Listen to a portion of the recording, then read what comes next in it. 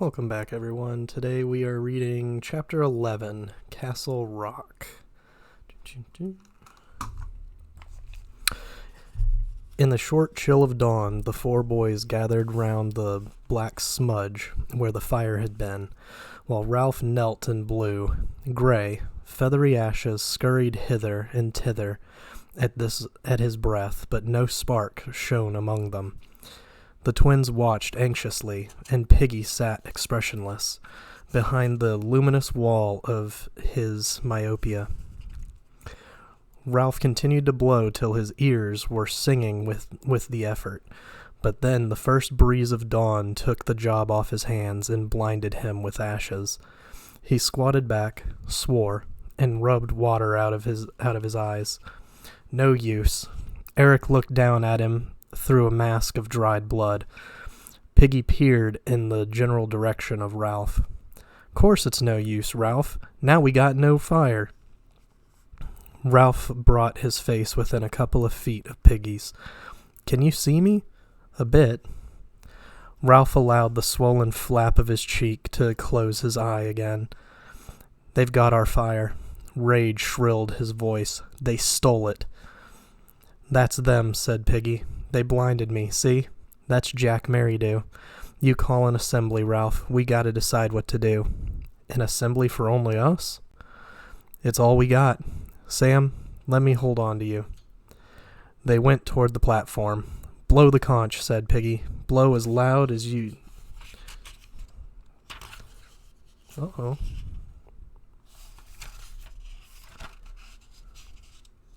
Looks like we might have a missing page here. Oh, there it is. "Blow as loud as you can." The forests re-echoed, and birds lifted, crying out of the treetops as on that first morning ages ago. Both ways the beach was deserted. Some little ones came from the shelters. Ralph sat down on the polished trunk, and the three others stood before him. He nodded, and Sam and Eric sat down on the right. Ralph pushed the conch into Piggy's hands. He held the shining thing carefully and blinked at Ralph. "Go on, then." "I just take the conch to say this. I can't see no more, and I got to get my glasses back. Awful things has been done on this island. I voted for you for chief. He's the only one who ever got anything done. So now you speak, Ralph, and tell us what. Or else." Piggy broke off, sniveling. Ralph took back the conch as he sat down. "Just an ordinary fire. You'd think we could do that, wouldn't you? Just a smoke signal so we can be rescued. Are we savages or what? Only now there's no signal going up. Ships may be passing. Do you remember how we went hunting and the fire went out and a ship passed by? And they all think he's best as chief. Then there was... That's his fault, too. If it hadn't been for him, it would never have happened. Now Piggy can't see, and they came, stealing." Ralph's voice ran up. "At night, in darkness, and stole our fire. They stole it. We'd have given them fire if they'd asked. But they stole it, and the signal's out, and we can't ever be rescued. Don't you see what I mean? We'd have given them fire for themselves, only they stole it. He paused lamely as the curtain flickered in his brain. Piggy held out his hands for the conch. "What you going to do, Ralph? This is just talk without deciding. I want my glasses." "I'm trying to think. Supposing we go, looking like we used to, washed and hairbrushed. After all we aren't savages. Savages, really, and being rescued isn't a game." He opened the flap of his cheek and looked at the twins. "We could smarten up a bit and then go." "We ought to take spears," said Sam, "even Piggy, because we may need them." "You haven't got the conch." "You haven't got the conch." Piggy held up the shell. "You can take spears if you want, but I shan't. What's the good? I'll have to be led like a dog anyhow. Yes, laugh. Go on, laugh. There's them on the island as would laugh at anything. And what happened? What's grown-ups going to think?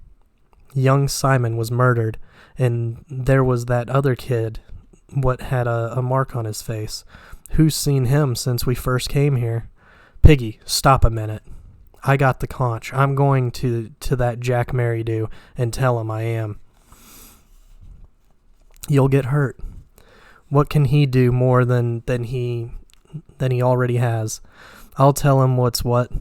You let me carry the conch, Ralph. I'll show him the one thing he hasn't got. Piggy paused for a moment and peered round at the dim figures, the shape of the old assembly, trodden in the grass, listening to him. I'm going to him with this conch in my hands. I'm going to hold it out. Look. I'm going to say, you're stronger than I am, and you haven't got asthma. You can see, I'm going to say, and with both eyes. But I don't ask for my glasses back, not as a favor. I don't ask you to be a sport, I'll say. Not because you're strong, but because what's right's right. Give me my glasses, I'm going to say. You got to. Piggy ended, flushed and trembling. He pushed the conch quickly into Ralph's hands, as though in a hurry to be rid of it, and wiped the tears from his eyes. The green light was gentle about them, and the conch lay at Ralph's feet, fragile and white. A single drop of water that had escaped Piggy's fingers now flashed on the delicate curve like a star. At last, Ralph sat up straight and drew back his hair. All right, I mean, you can try if you like. We'll go with it. We'll go with you. He'll be painted, said Sam timidly. You know how he'll be. He won't think much of us. If he gets waxy, we've had it. Ralph scowled at Sam. Dimly, he remembered something Simon had once said to him by the rocks. Don't be silly, he said. And then he added quickly, let's go. He held out the conch to Piggy, who flushed, this time with pride. You must carry it. When we're ready, I'll carry it. Piggy sought in his mind for words to convey his passionate willingness to carry the conch against all odds. I don't mind. I'll be glad, Ralph. Only I'll have to be led. Ralph put the conch back on the shining log. We better eat and then get ready. They made their way to the devastated fruit trees. Piggy was helped to his food and found some by touch. While they ate, Ralph thought of the afternoon. We'll be like we were. We'll wash. Sam gulped down a mouthful and protested. But we bathe every day. Ralph looked at the filthy objects before him and sighed. We ought to comb our hair, only it's too long. I've got both socks left in the shelter, said Eric, so we could pull them over our heads like caps, sort of. We could find some stuff, said Piggy, and tie your hair back. Like a girl. No, of course not. Then we must go as we are, said Ralph, and they won't be any better. Eric made a determining gesture. But they'll be painted. You know how it is. The others nodded. They understood only too well the liberation into savagery that the concealing paint brought. Well, we won't be painted, said Ralph, because we aren't savages. Sam and Eric looked at each other. All the same, Ralph shouted, no paint!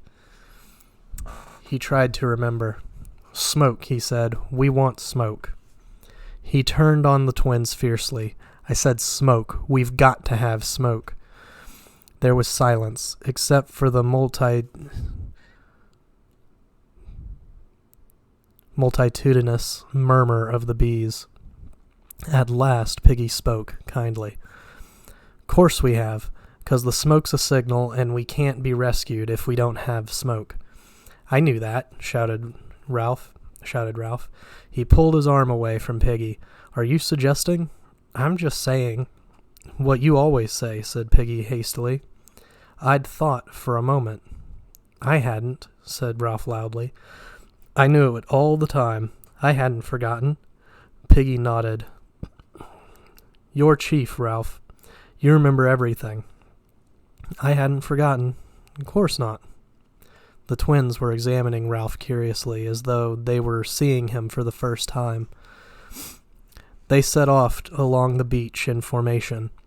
Ralph went first, limping a little, his spear carried over one shoulder.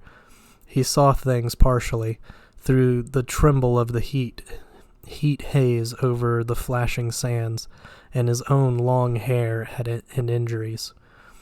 Behind him came the twins, worried now for a while, but full of unquenchable vitality.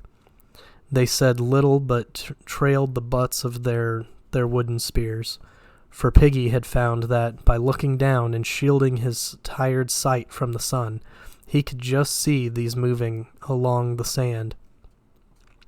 He walked between the trailing butts, therefore, the conch held carefully between his two hands.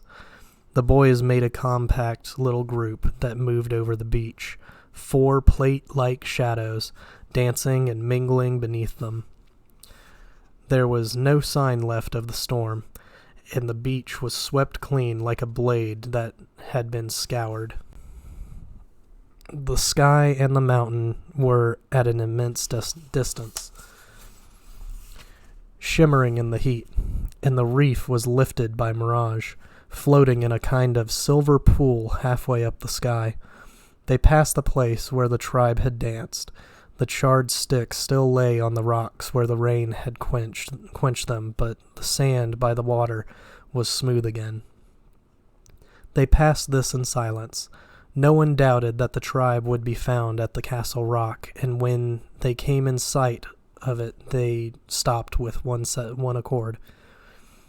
The densest tangle on the island, a mass of twisted stems, black and green and impenetrable, lay on their left, and tall grass swayed before them. Now Ralph went forward. Here was the crushed grass where they had all lain when he had gone to prospect. Then was the neck of land, the ledge skirting the rock. Up there were the red pinnacles. Sam touched his arm. Smoke. There was a tiny smudge of smoke wavering into the air on the other side of the rock. Some fire, I don't think. Ralph turned. What are we hiding for? He stepped through the screen of grass on the little open space that led to the narrow neck. You two follow behind. I'll go first, then Piggy, a pace behind me. Pick your spears ready. Keep your spears ready. Piggy peered anxiously into the luminous veil that hung between them and the world. Is it safe? Ain't there a cliff? I can hear the sea. You keep right close to me. Ralph moved forward onto the neck. He kicked a stone and it bounded into the water. Then the sea sucked down, revealing a red, weedy square 40 feet beneath Ralph's left arm. Am I safe? Quavered Piggy. I feel awful. High above them from the pinnacles came a sudden shout and then an imitation war cry that was answered by a dozen voices from behind the rock. Give me the conch and stay still. Halt! Who goes there? Ralph bent his head and glimpsed Roger's dark face at the top. You can see who I am, he shouted. Stop being silly. He put the conch to his lips and began to blow. Savages appeared, painted out of recognition, edging round the ledge toward the neck. They carried spears and disposed themselves to defend the entrance. Ralph went on blowing and ignored Piggy's terrors. Roger was shouting, You mind out, see? At length, Ralph took his lips away and paused to get his breath back. His first words were a gasp, but audible. Calling an assembly. The savages guarding the neck muttered around themselves, but made no motion. Ralph walked forward to a couple steps. A voice whispered urgently behind them. Don't leave me, Ralph. You kneel down, said Ralph sideways, and wait till I come back. He stood halfway along the neck and gazed at the savages intently, freed by the paint. They had tied their hair back and were more comfortable than he was. Ralph made a resolution to tie his own hair at his own back afterwards. Indeed, he felt like telling them to wait and doing it there and then, but that was impossible. The savages snickered a bit, and one gestured to Ralph with his spear. High above, Roger took his hands off the lever and leaned out to see what was going on. The boys on the neck stood in a pool of their own shadow, diminished to shaggy heads. Piggy crouched, his back shapeless as a sack. "I'm calling an assembly." Silence. Roger took up a small stone and flung it between the twins, aiming to miss. They started, and Sam only just kept his footing. Some source of power began to pulse in Roger's body. Ralph spoke again loudly. "I'm calling an assembly." He ran his eye over them. "Where's Jack?" The group of boys stirred and consulted. A painted face spoke with the voice of Robert. "He's hunting, and he said we weren't to let you in." "I've come to see about the fire," said Ralph, "and about Piggy's specs." The group in front of him shifted, and laughter shivered outwards from among them. Light, excited laughter that went echoing among the tall rocks. A voice spoke from behind Ralph. "What do you want?" The twins made a bolt past Ralph and got between him and the entry. He turned quickly. Jack, unidentifiable by personality and red hair, was advancing from the forest. A hunter crouched on either side. All three were masked in black and green. Behind them on the grass was the headless and paunched body of a sow lay where they had dropped it. Piggy wailed, "Ralph, don't leave me." With ludicrous care he embraced the rock, pressing himself to it above the sucking sea. The snickering of the savages became a loud, derisive jeer. Jack shouted above the noise, "You go away, Ralph. You keep to your end. This is my end and my tribe. You leave me alone." The jeering died away. "You pinched Piggy's specs," said Ralph breathlessly. "You've got to give them back." "Got to? Who says?" Ralph's temper blazed out. "I say, you voted for me for chief. Didn't you hear the conch? You played a dirty trick. We'd have given you the fire if you'd just asked for it."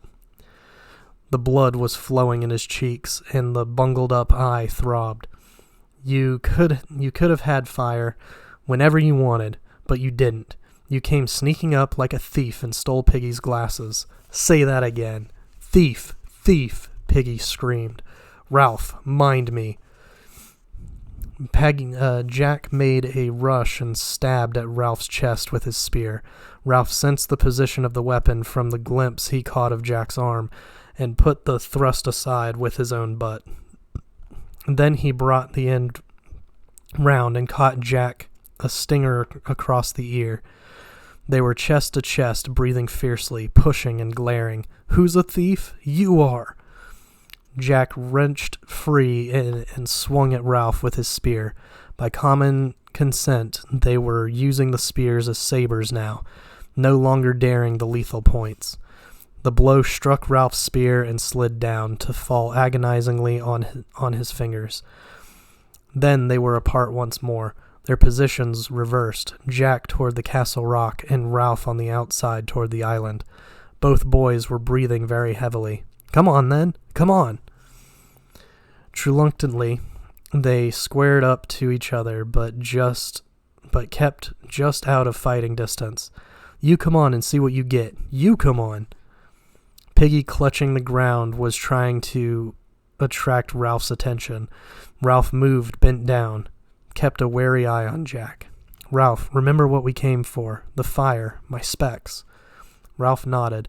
He relaxed his fighting muscles, stood easily and grounded the butt of his spear. Jack watched him inscrutably through his paint. Ralph glanced up at the pinnacles, then toward the group of savages. "Listen, we've come to say this. First, you've got to give back Piggy's specs. If he hasn't got them, he can't see.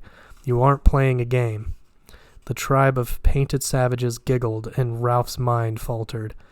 He pushed his hair up and gazed at the green and black mask before him, trying to remember what Jack looked like. Piggy whispered, "And the fire."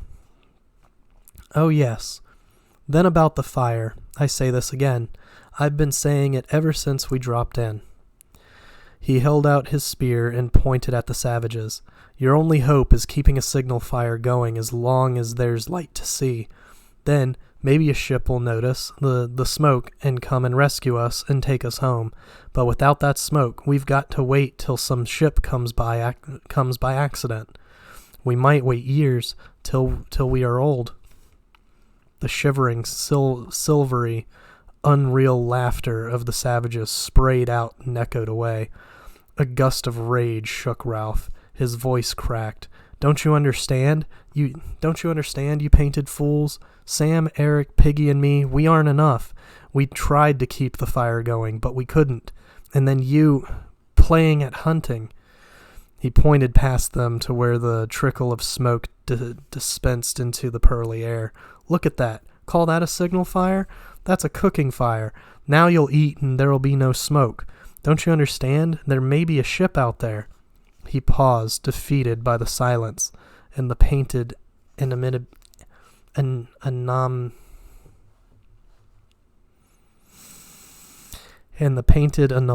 of the group guiding the entry. Jack opened a pink mouth and addressed Sam and Eric, who were between him and his tribe. "You two, get back." No one answered him. The twins, puzzled, looked at each other, while Piggy, reassured by the cessation of violence, stood up carefully. Jack glanced back at Ralph and then at the twins. "Grab them." No one moved. Jack shouted angrily, "I said grab them." The painted group moved round Sam and Eric nervously and unhandedly. Once more the silvery laughter scattered. Sam and Eric protested out of the heart of civilization. "Oh, I say. Honestly, their spears were taken from them. Tie them up." Ralph cried out hopelessly against the black and green mask. "Jack, go on, tie them." Now the painted group felt the otherness of Sam and Eric, felt the power in their own hands. They felled the twins clumsily and excitedly. Jack was inspired. He knew that Ralph would attempt to rescue. He struck in a humming circle behind him, and Ralph only just parried the blow. Beyond them, the tribe and the twins were a loud and writhing heap. Piggy crouched again. Then the twins lay astonished, and the tribe stood round them. Jack turned to Ralph and spoke between his teeth. "See? They do what I want." There was silence again. The twins lay inexpertly tied up, and the tribe watched Ralph to see what he would do. He numbered them through his fringe, glimpsed the ineffectual smoke. His temper broke. He screamed at Jack, "You're a beast, and a swine, and a bloody, bloody thief." He charged. Jack, knowing this was the crisis, charged too. They met with a jolt and bounced apart. Jack swung with his fist at Ralph and caught him on the ear. Ralph hit Jack in the stomach and made him grunt. Then they were facing each other again, panting and furious, but unnerved by each other's ferocity. They became aware of the noise that was the background to this fight, the steady shrill cheering of the tribe behind them. Piggy's voice penetrated to Ralph. "Let me speak." He was standing in the dust of the fight, and as the tribe saw his intention, the shrill cheer changed to a steady booing. Piggy held up the conch, and the booing sagged a little, then came up again to strength. "I got the conch," he shouted. "I tell you, I got the conch." Surprisingly, there was silence now. The tribe was curious to hear what amusing thing he might have to say. Silence and pause, but in the silence a curious air noise. Close by Ralph's head. He gave it half his attention, and there it was again, a faint zup, someone was throwing stones. Roger was dropping them, his one hand still on the lever. Below him, Ralph was a shock of hair and Piggy a bag of fat. "I got this to say. You're acting like a crowd of kids." The booing rose and died again as Piggy lifted the white magic shell. "Which is better, to be a pack of painted Indians like you are, or to be sensible like Ralph is?" A great clamor rose among the savages.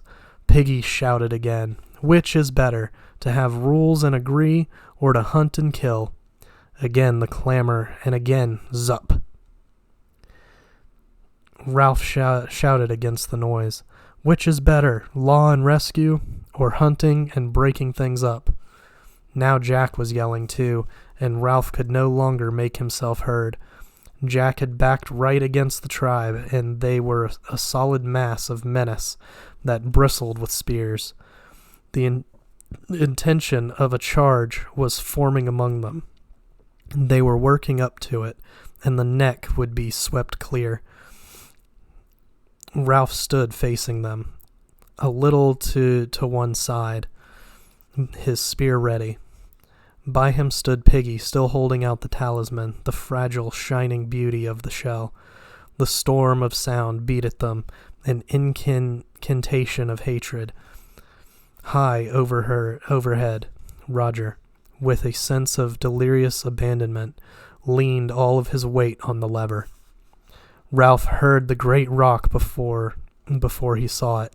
He was aware of a jolt in the earth that came to him through the soles of his feet, and the breaking sound of stones at the top of the cliff.